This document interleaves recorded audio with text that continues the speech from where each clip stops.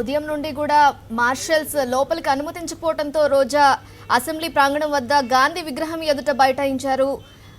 ఎండ తీవ్రత కూడా ఎక్కువగా ఉండటం వల్ల ఆమె ఆరోగ్యం క్షీణించి నీరసించి సొమ్మసిల్లింది. ఇప్పటివరకు విజువల్స్లో చూసాం. ఆమెను ఇప్పుడు అంబులెన్స్లు తీసుకువెళ్తున్నారు హాస్పిటల్కు. మరోపక్క తమ నిరసన తెలిపేందుకు హైకోర్టు ఉత్తర్వులు గౌరవించినందుకు అట్లీస్ట్ అసెంబ్లీలో తమ వాయిస్ వినిపించేందుకు నిరసనగా కనీసం మైక్ కూడా ఇవ్వనందుకు నిరసనగా ఎమ్మెల్యేలు, వైఎస్ఆర్సీపీ ఎమ్మెల్యేలు మొత్తం కూడా కలిసి అంబేద్కర్ విగ్రహం వద్దకు వెళ్తున్నారు ర్యాలీగా. ఇప్పటి వరకు లైవ్ లో చూస్తాం మనం.